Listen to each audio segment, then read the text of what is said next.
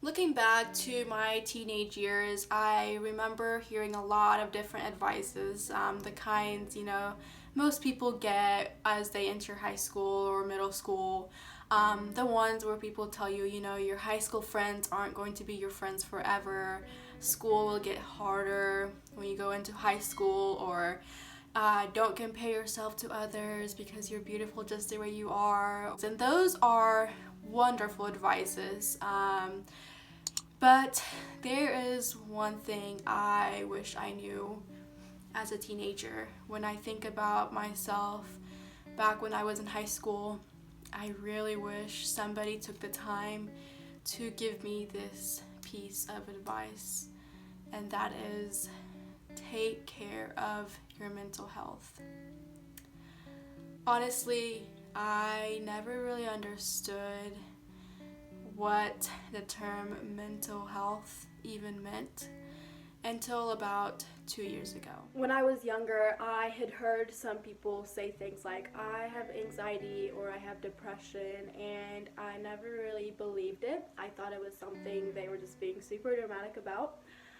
Personally, I am adopted from Ethiopia, Africa, and so in my mind, I thought, unless you were a starving kid in Africa, then you cannot say you're depressed. There's no way. But then I went into my first year of college, and I started dealing with a lot of anxiety and even depression. And I just did not understand what was really going on. I went from being a very happy person who was involved in a lot of things, who was very driven, to just not even wanting to get out of bed.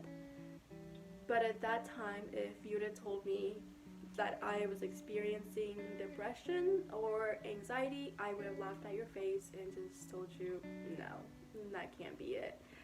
Because I didn't understand what depression and anxiety meant. But then I met my boyfriend, and let's just say he is a lot better at talking about emotions than I myself am.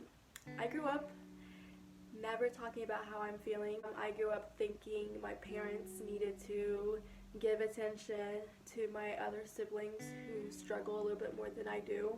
I grew up thinking it would be selfish of me to require any kind of energy from my parents and those who love me. So I just hid any and all emotion that I had unless it was positive, happy emotions. But then when I met my boyfriend, I got to where I was just being real and talking to him about how I was doing. And he has actually been diagnosed with bipolar 1 before we met, and so he was very well versed on the importance of mental health. And he was really the first person who showed me dealing with mental health issues is not a sign of weakness, and it definitely does not define you as a person. Being in a state of depression and anxiety is not something you need to be ashamed of or afraid of. However, fighting those battles without a weapon is going to lead to a very long, hard life. What I mean by that is, if you choose to fight mental health issues such as depression and anxiety without the help of a professional counselor, and in some instances medication, then you're choosing to fight those battles without a weapon. So think of it this way. If you broke a leg, you're going to go to the doctor. When you go to the doctor is going to fix your legs.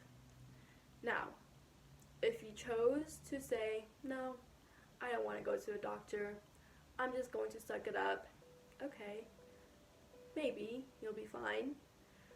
But for the rest of your life, most likely you're going to be limping and you're going to continue to hurt because you're choosing to go on with life without seeking professional help. However, if you do choose to go to the doctor and you get the surgery you need, you get on medication to help you with the pain, it gets fixed, and maybe afterwards you're going to have to do physical therapy, but eventually your life will go on as normal. So I believe like the same thing applies to mental health issues. If we are struggling with mental health, then we need to seek professional help. So I am not a professional, but I have learned that just through counseling and my own research, we are made up of a lot of different kinds of chemicals, and in our brain sometimes chemical imbalances can occur, and when that happens it can cause us to be more depressed, anxious, or whatever mental health issues you might struggle with. Now, a lot of people don't really believe this is real because we can't physically see the outcome of those chemical imbalances. Like, you can physically see a broken leg. However, if you're experiencing it, then it's real. So sometimes, yes, you can try to be happy. You can try to do all these natural remedies to get over your anxiety or depression, but a lot of the times it could be happening because of a chemical imbalance. Therefore, you need more weapons to fight this battle, and I believe those weapons are counseling and sometimes even medication. When I first started my counseling journey, it was really hard. I was opening up about things that I had no idea was actually even bothering me because I had bottled them up for so long. But that process was much needed. It gave me the tools to heal those wounds properly instead of acting like they're not there. As for medication, it took me about 2 years before I finally caved in and decided it was a weapon that I needed to have under my belt. It was one thing being okay with counseling, but it was a whole different thing realizing that I needed medication. And I think it's because, once again, when I was younger, I wasn't taught that sometimes we need medicine to get through life, and that does not mean you are not a strong person. So the time I finally decided to get on medication was when my anxiety got so bad to the point where I couldn't even do my day-to-day activities.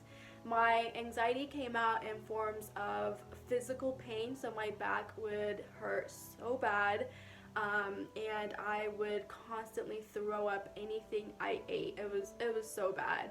And I realized I just couldn't keep on living like that, so I finally decided to go to the doctor, and after experimenting with a couple different kinds of medicine, we finally found something that worked for me, and oh my gosh, I cannot tell you how life-changing that was. Counseling was great, but medicine was what brought it all together.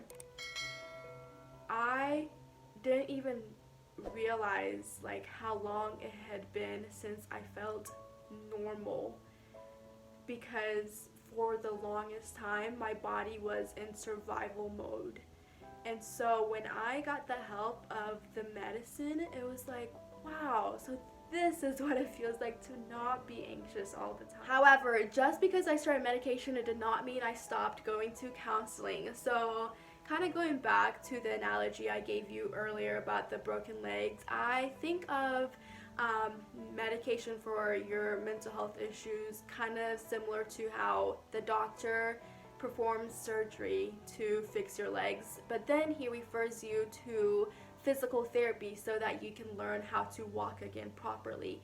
I think of counseling in a similar way.